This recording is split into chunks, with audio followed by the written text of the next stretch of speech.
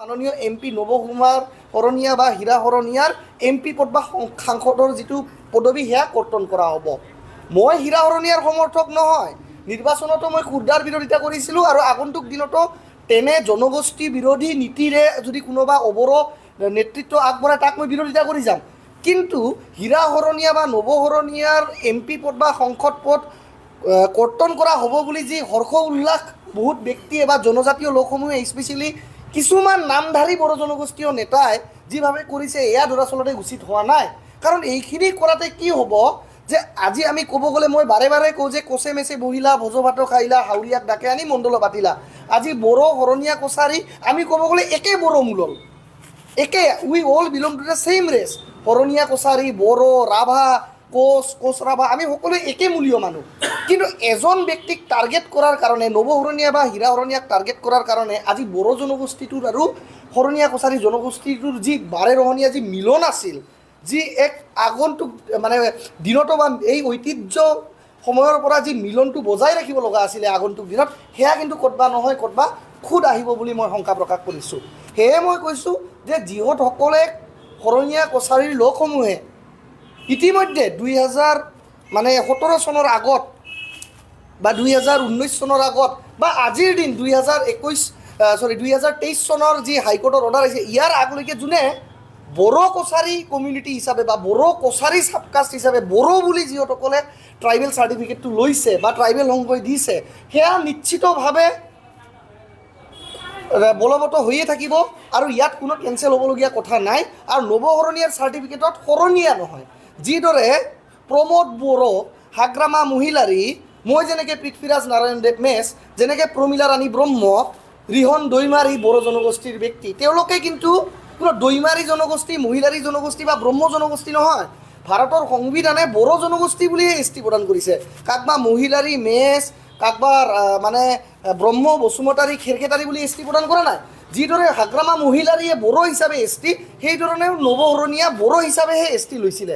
এতিয়া তেওঁ বড়ো কছাৰী মূলৰ হয়নে নাই সেয়া ৰাইজে বিচাৰ কৰিব, সেয়া সুপ্ৰিম কোৰ্টে অলৰেডি বিচাৰ কৰি থৈ দিছে।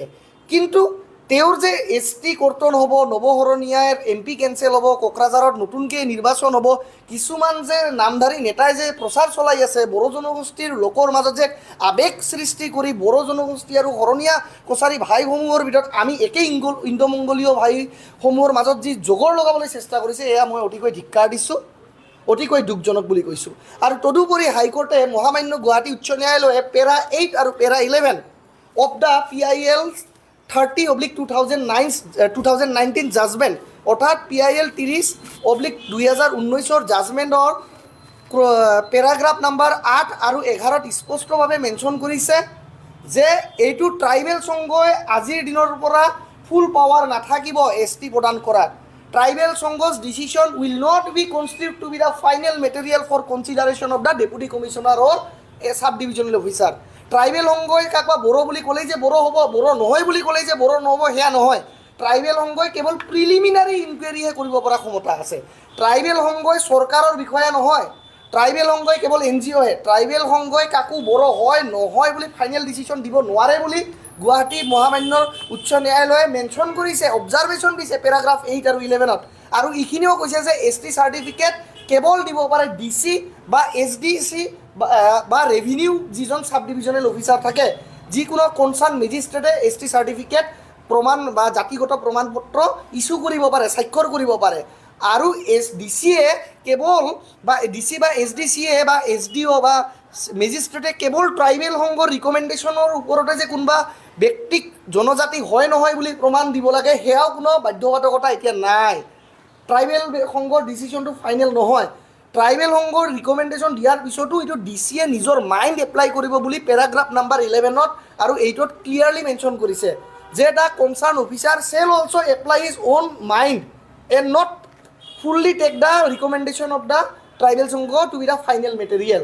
তো এইখিনি বস্তু মই ৰাইজৰ সজাগতাৰ বাবে কৈ দিব বিচাৰিছোঁ, কাৰণ এতিয়া নিৰ্বাচন আহি আছে, 2024 নিৰ্বাচন আহি আছে।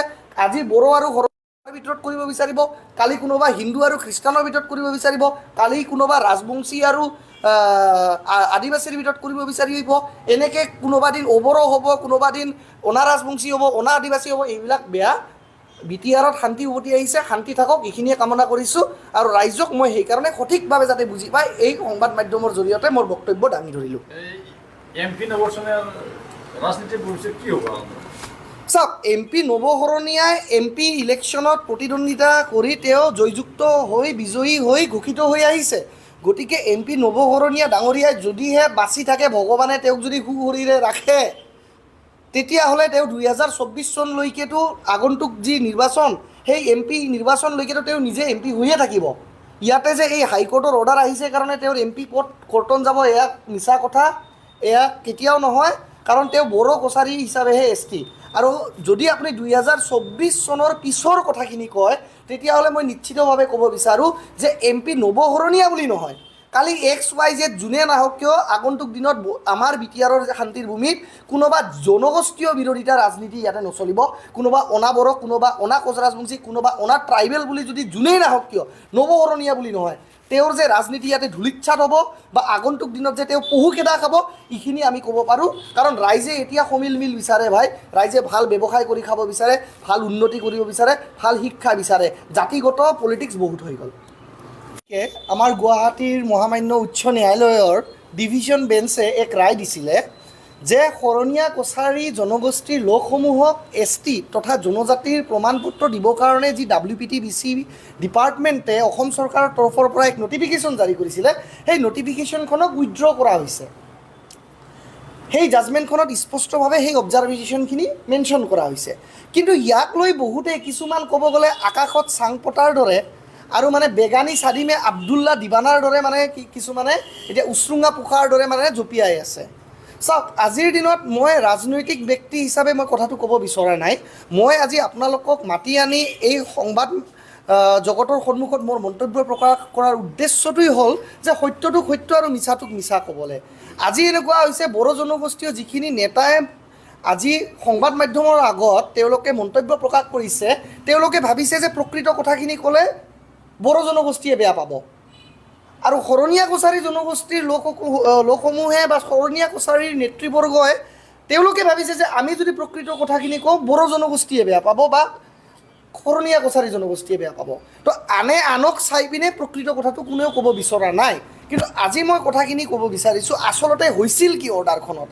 PIL 30/2019 অৰ্থাৎ ৰাজহুৱা স্বাৰ্থজড়িত আবেদন ক্ৰমিক নং 30/2019, যি 1 মাৰ্চ 2023 তাৰিখে মহামান্য গুৱাহাটী উচ্চ ন্যায়ালয়ৰ ডিভিজন বেঞ্চে ৰায় প্ৰদান কৰিছিলে, তাতে কৈছিলে যে যিসকল ব্যক্তিয়ে এতিয়ালৈকে শৰণীয়া কছাৰী জনগোষ্ঠী তথা কছাৰী ছাবকাষ্ট হিচাপে তেওঁলোকে ST চাৰ্টিফিকেট লৈছে, সেইখিনি উইথড্ৰ কৰা হৈছে, সেইখিনিহে কথা কোৱা হৈছে।